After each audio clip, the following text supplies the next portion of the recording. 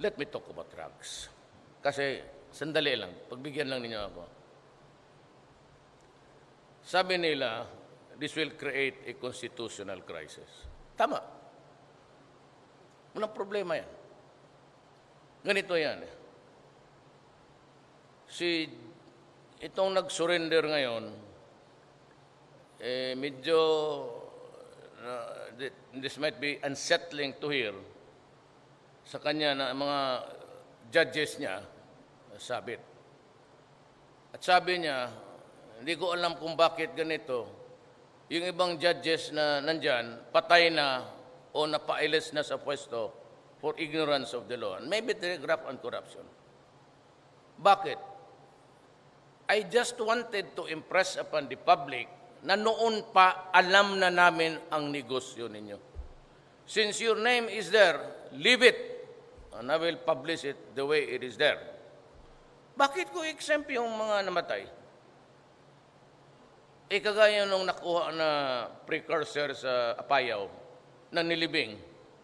Tapos sabi nung kapatid niya, 2 taon naman namatay ang kapatid ko yung nagdala nito, inilibing niya. See? So gusto ko malaman ng tao kung sino nagtanim doon.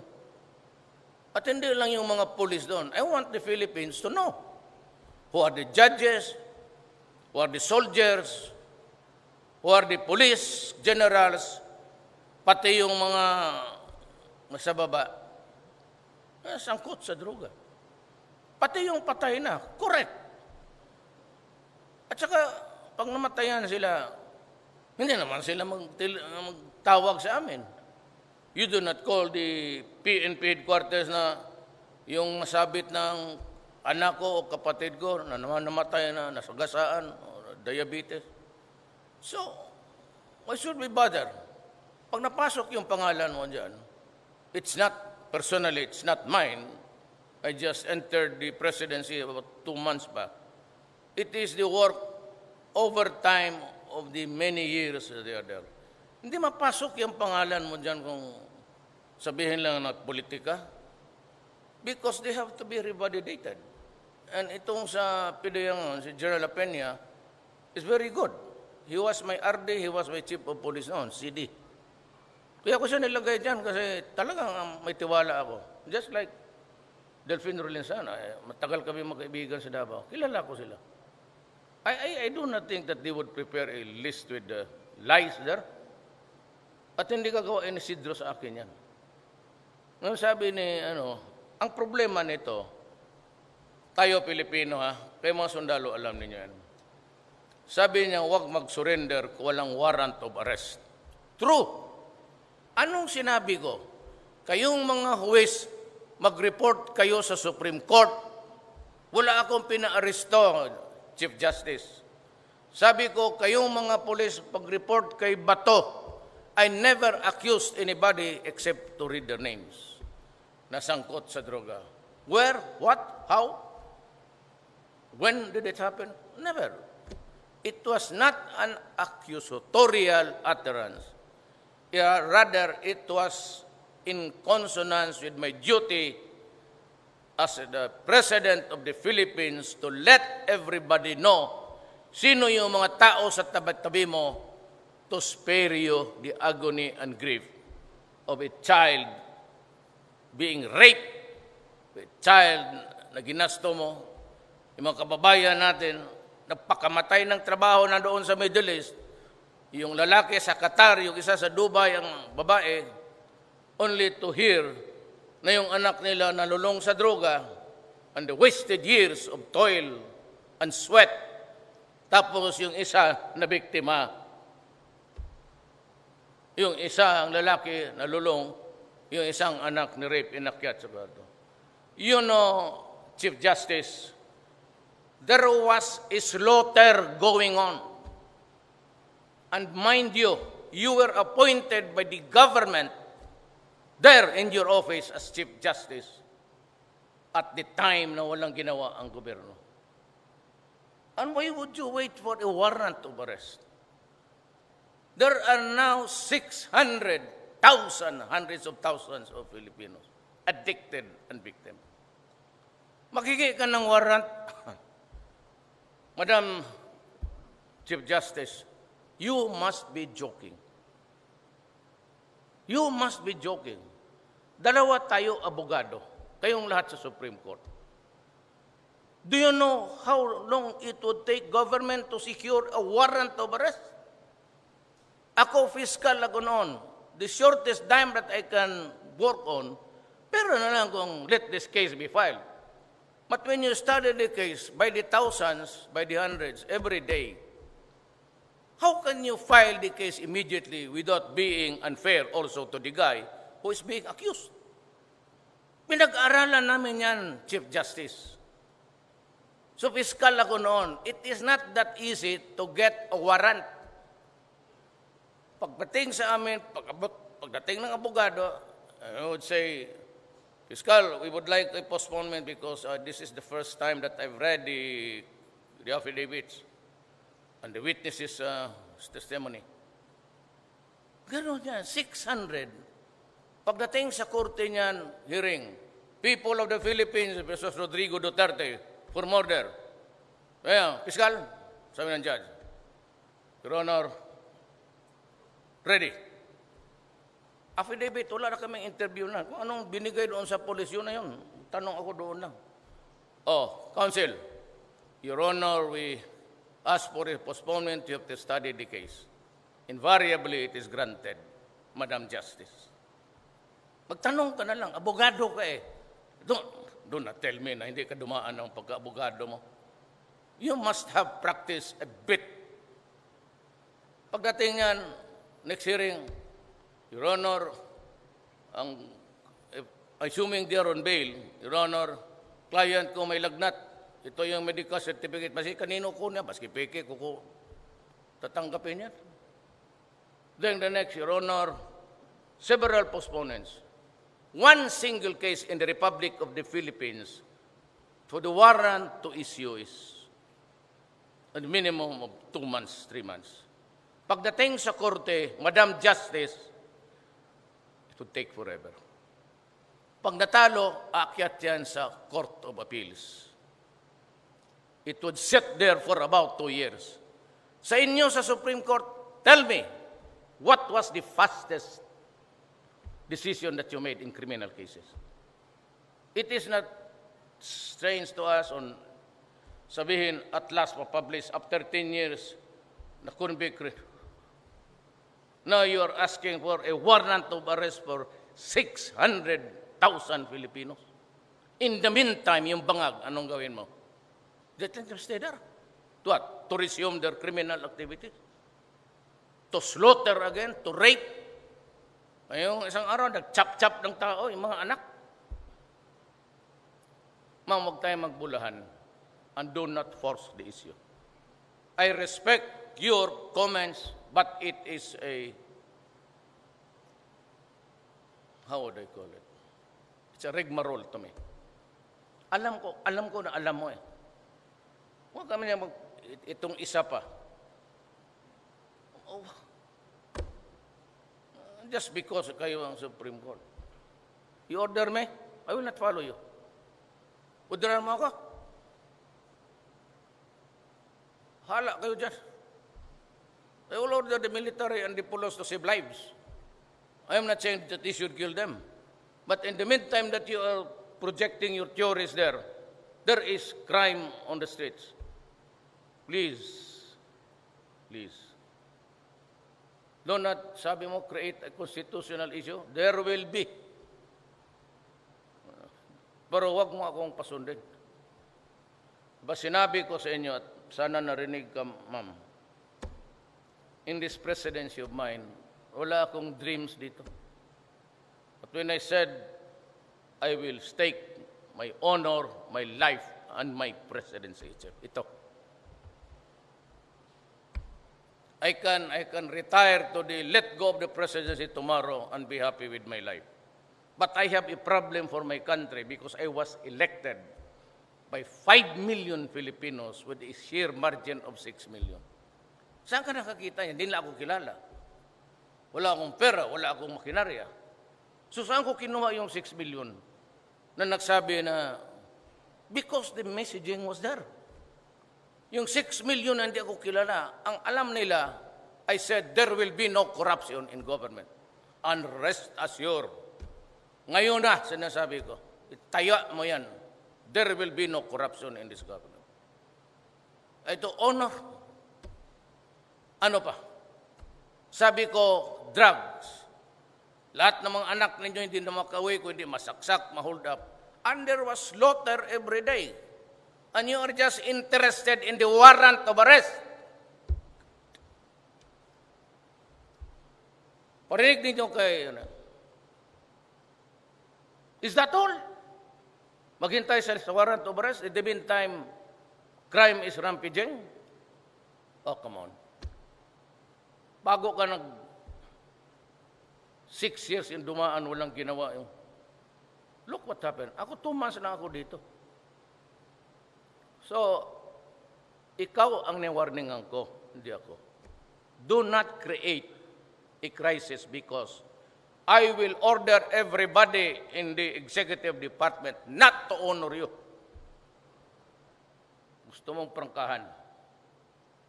Nakialam kayo ng... May patay, o di pa-imbestiga natin. Salvage, hindi namin trabaho yan. Bakit ko tataliin yung tao kung gusto kong patay? Di barilin ko na lang isang beses sa ulo. Why would we waste time ng... You know, long before pumasok kami, nag-create na kami ng intriga. Damputin namin to, sabi namin, yang si Lito ang nagturo sa iyo. Pagdating kay Lito, sabi namin, yung isa ang nagturo sa iyo. That is what you really want. It is a legitimate game there. We plant intrigues para magpatayan niya sila. What will be the purpose of government? I mean, but may pulis siya, sipain, you wasting your time. Barilin mo sa ulo, tapos. You know, ma'am, I've been mayor of Davao City for 23 years. I've been in conflict with a lot of criminals. The mere fact that they are into shabu, sira ang utak niya. Kaya invariably, ang paranoia, you better ask the doctor there, paranoid yan sila. May naghanap sa kanya, ganun talaga, ang asawa niya nangangaliwa. Kaya pinapatay nila yung mga asawa. Crazy. You must realize that. Kaya sila sabi na bakit classic na pagdating ng police patay, ma'am, yung mga police, pag naglabas yan, hindi naman yung gagong mag-solo lakad yan. There are always 3 or 4 with them. So kung lumalaban ito, yung isa may confrontation, yung mga police nakaposisyon na yan. Naturalmente, pagka any hostile, ang order ko sa police, pag may magbunot ng ganan, barilin mo. Huwag mo hintayin na paglabas niyan, apple. But you want my policemen to gamble with their lives. Self-preservation. Kung namatay ang pulis, may pamilya rin yan. Bakit? Tingnan ninyo. Yung pulis sa Magsaysay, Municipality of Magsaysay, Davao del Sur. Tapos isang pulis tinamaan. I don't know how many policemen will die today also in the fight against war. Do not be too, kasi tingin nyo, police, gano'n. Noon yun. Kaya pati dito, police kasali. Kung judge, he was not handling drug cases. Ma'am, kamali ka. Akala ko ba, to be there, you have to be seasoned. Tawag lang, pare, pakitawag yung kaibigan mong judge. Hindi naman sila Ganon rin. Hindi dadating yung pangalan nila. Walang personal. Hindi naman kilala ng pulis yan. So you say na, you're surprised that dumating yung... Hindi dadating yung Kita mo yung nasa pangalan. Yung mga pangalan, kita mo mga mayor. Kita mo nakaharap sa camera, parang tala-tala. Kita mo, pawis na... Wala ka. Ngayon, bakit mo, intelligence lang yan, bakit mo basahin yan? Then, ikaw, Ikaw ang kingpin sa judiciary. Ako, presidente. Ako may trabaho, ikaw wala. Walang mga judges na papatrol ng daan. Walang mga sheriff ninyo na naghuli na. Yan ang mabigat na problema ko na inherit ko sa dumadaan, pati yung gobyerno naglagay sa iyo dyan sa Supreme Court. Please, huwag mo akong order. Hindi ako gago.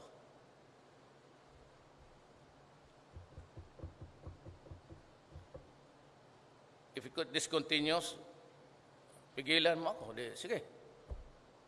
Pag nagwala na, or would you rather that I were declare martial law?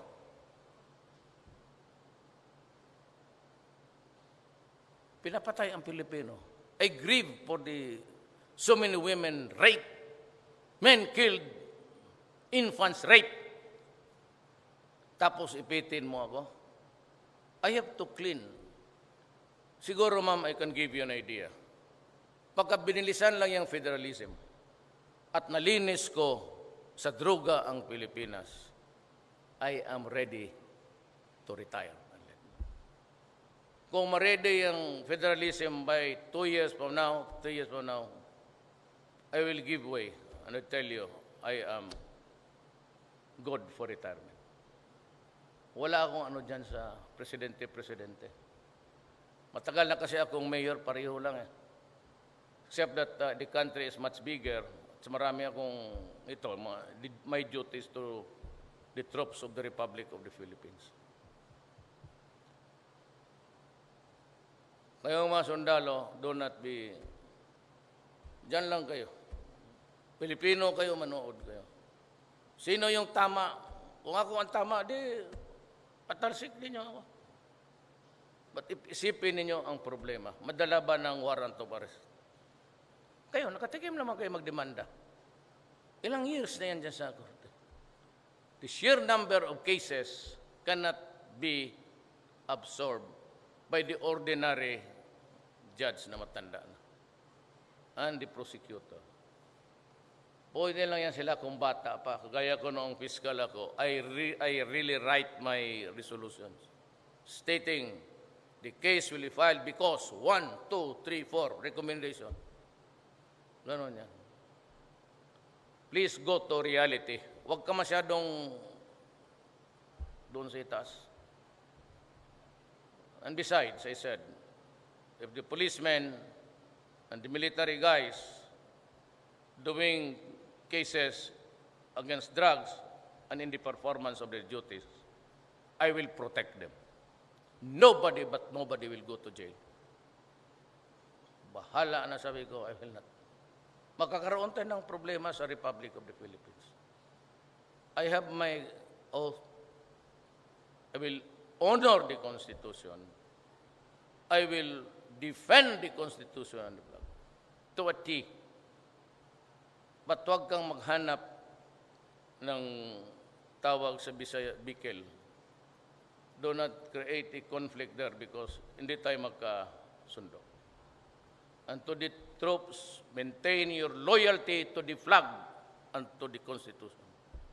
I do not want you to nurture love or loyalty sa isang tao lang. I do not need it, actually. Kung magdating ang panahon, we go into a crossroads, you decide. You decide. Pero ako, hindi ako magsunod niyan. And please, do not create a confrontation, a constitutional one. Talo tayong lahat dyan. Maraming salamat po. Di ko mawawala ang korupsyon.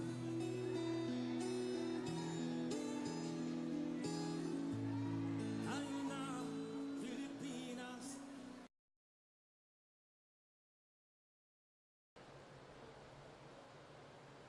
Let me talk about drugs. Kasi sandali lang, pagbigyan lang ninyo ako. Sabi nila, this will create a constitutional crisis. Tama. Walang problema yan. Ganito yan. Itong nag-surrender ngayon, medyo, this might be unsettling to hear sa kanya na mga judges niya, sabit. At sabi niya, hindi ko alam kung bakit ganito. Yung ibang judges na nandyan, patay na o napailis na sa pwesto for ignorance of the law. And maybe the graft and corruption. Bakit? I just wanted to impress upon the public na noon pa alam na namin ang negosyo ninyo. Since your name is there, leave it, and I will publish it the way it is there. Bakit ko exempt yung mga namatay? Kagaya nung nakuha na precursor sa Apayao na nilibing. Tapos sabi nung kapatid niya, 2 taon naman namatay ang kapatid ko yung nagdala nito, inilibing niya. See? So gusto ko malaman ng tao kung sino nagtanim doon.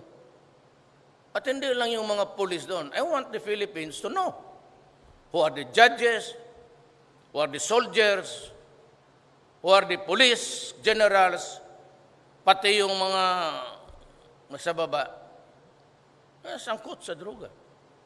Pati yung patay na, correct. At saka, pag namatayan sila, hindi naman sila magtawag sa amin.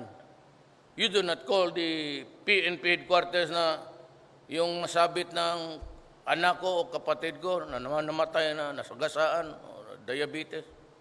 So, why should we bother? Pag napasok yung pangalan mo dyan, it's not, personally, it's not mine. I just entered the presidency about 2 months back. It is the work over time of the many years that they are there. Hindi mapasok yung pangalan mo dyan kung sabihin lang na politika because they have to be revalidated. And itong sa PDM, si General Peña, is very good. He was my RD, he was my chief of police noon, CD. Kaya ko siya nilagay dyan kasi talagang may tiwala ako. Just like Delfino Rolensana, matagal kami magkaibigan sa Davao. Kilala ko sila. I do not think that they would prepare a list with lies there. At hindi gagawa ni Isidro sa akin yan. Ngayon sabi ni, ang problema nito, tayo Pilipino kayo mga sundalo alam niyo yan.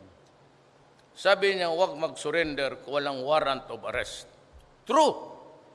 Anong sinabi ko?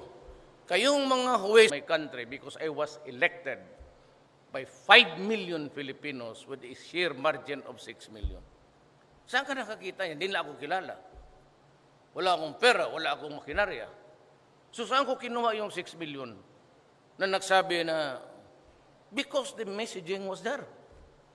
Yung 6 million na hindi ako kilala, ang alam nila, I said, there will be no corruption in government. And rest assured. Ngayon na, sinasabi ko, itaya mo yan. There will be no corruption in this government. Ito, honor. Ano pa? Sabi ko, drugs. Lahat ng mga anak ninyo hindi na makauwi, kundi masaksak, mahold up. And there was slaughter every day. And you are just interested in the warrant of arrest. Parinig ninyo kay, is that all? Maghintay sa warrant of arrest. In the meantime, crime is rampaging. Oh, come on. Bago ka 6 years in dumaan, walang ginawa yung... Look what happened. Ako 2 months na ako dito. So, ikaw ang niwarningan ko, hindi ako. Do not create a crisis because I will order everybody in the executive department not to honor you. Gusto mong prangkahan. Nakialam kayo ng may patay. O di, pa-imbestigahan natin. Salvage, hindi namin trabaho yan. Bakit ko tataliin yung tao kung gusto kong patay? Di, barilin ko na lang isang beses sa ulo. Why would we waste time ng... You know, long before pumasok kami, nag-create na kami ng intriga. Damputin namin to, sabi namin, yang si Lito ang nagturo sa iyo. Pagdating kay Lito, sabi namin, yung isa ang nagturo sa iyo. That is what you really want. It is a legitimate game there na we plant intrigues para magpatayan niya sila. What will be the purpose of government? I mean, but kung may pulis siya, sipain, you wasting your time, barilin mo sa ulo, tapos. You know, ma'am, I've been mayor of Davao City for 23 years. I've been in conflict with a lot of criminals. The mere fact that they are into shabu, sira ang utak niya. Sira. Kaya invariably, ang paranoia, you better ask the doctor there, paranoid yan sila. May naghanap sa kanya, ganun talaga, ang asawa niya nangangaliwa. Kaya pinapatay nila yung mga asawa. Crazy. You must realize that. Kaya sila sabi na bakit classic na pagdating ng pulis patay, ma'am, yung mga pulis, pag naglabas yan, hindi naman yung gagong mag-solo lakad yan. There are always 3 or 4 with them. So kung maglumalaban ito, yung isa may confrontation, yung mga pulis nakaposisyon na yan. Naturalmente, pagka any hostile, ang order ko sa polis, pag may magbunot ng ganan, barilin mo. Huwag mo hintayin na paglabas niyan, apple. But you want my policemen to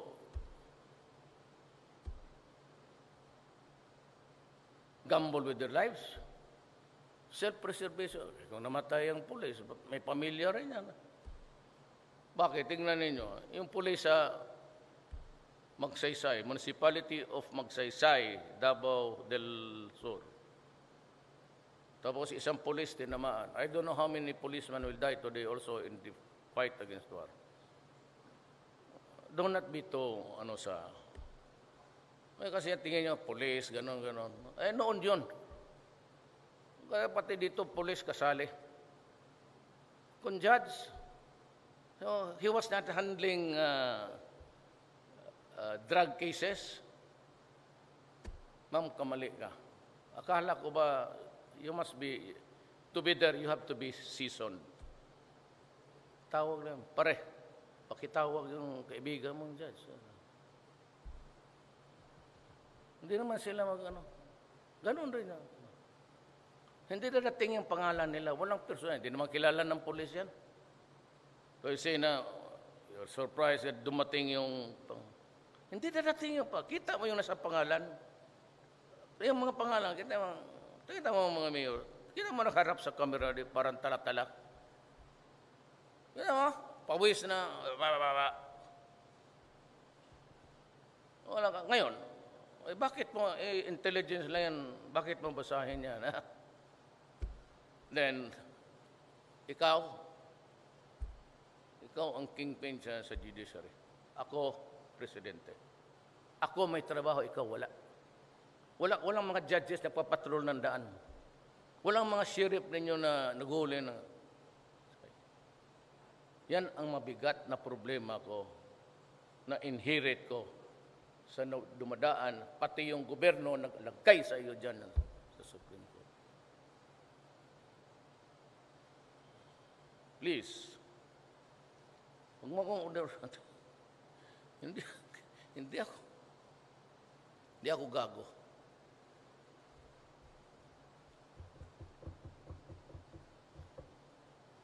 If this continues, pigilan mo ako. Sige. Pag nagwala na, or would you rather that I were declare martial law?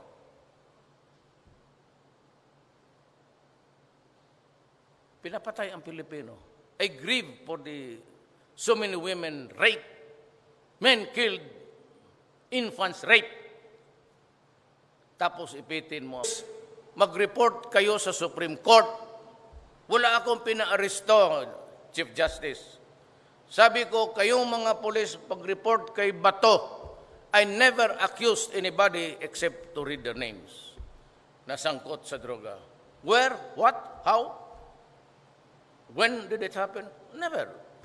It was not an accusatorial utterance.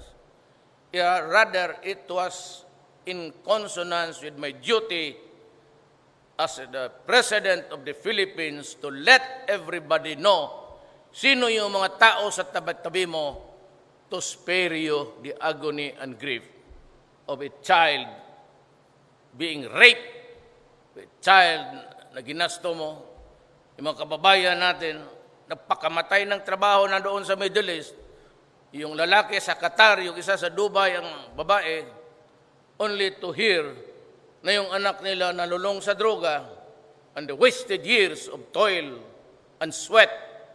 Tapos yung isa na biktima, yung isa ang lalaki nalulong, yung isang anak ni rape, inakyat sa bato. You know, Chief Justice, there was a slaughter going on. And mind you, you were appointed by the government there in your office as Chief Justice at the time na walang ginawa ang gobyerno. And why would you wait for a warrant of arrest? There are now 600,000, hundreds of thousands of Filipinos addicted and victims. Magiging ka ng warrant. Madam Chief Justice, you must be joking. You must be joking. Dalawa tayo abogado, kayong lahat sa Supreme Court. Do you know how long it would take government to secure a warrant of arrest? Ako, fiscal ako noon. The shortest time that I can work on, pero na lang kung let this case be filed. But when you study the case by the thousands, by the hundreds, every day, how can you file the case immediately without being unfair also to the guy who is being accused? Pinag-aralan namin yan, Chief Justice. So, fiscal ako noon. It is not that easy to get a warrant. Pagdating sa amin, pagdating ng abogado, I would say, Fiscal, we would like a postponement because this is the first time that I've read the affidavits and the witnesses' testimony. Gano'n yan, 600. Pagdating sa korte niyan, hearing, people of the Philippines versus Rodrigo Duterte for murder. Kaya, Fiscal, sabi ng judge, Your Honor, ready. Affidavit, wala na kaming interview na. Kung anong binigay doon sa polis, yun na yun. Tanong ako doon lang. Oh, counsel, Your Honor, we ask for a postponement. You have to study the case. Invariably, it is granted, Madam Justice. Magtanong ka na lang, abogado ka eh. Do not tell me na hindi ka dumaan ng pagka-abogado mo. You must have practiced a bit. Pagdating yan, next hearing, Your Honor, assuming they are on bail, Your Honor, client ko may lagnat, ito yung medical certificate, kasi kanino ko niya, maski peke ko tatanggapin yan. Then the next, Your Honor, several postponements. One single case in the Republic of the Philippines for the warrant to issue is a minimum of 2 months, 3 months. Pagdating sa korte, Madam Justice, it would take forever. Pag natalo, aakyat yan sa Court of Appeals. It would sit there for about 2 years. Sa inyo sa Supreme Court, tell me, what was the fastest decision that you made in criminal cases? It is not strange to us on sabihin at last ma-publish after 10 years na convict. Now you are asking for a warrant of arrest for 600,000 Filipinos. In the meantime, yung bangag, anong gawin mo? Let them stay there. To what? To resume their criminal activities? To slaughter again? To rape? Ngayong isang araw, nag-chop-chop ng tao, yung mga anak.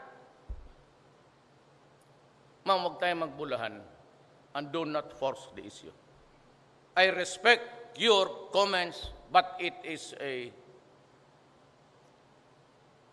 how would I call it? It's a rigmarole to me.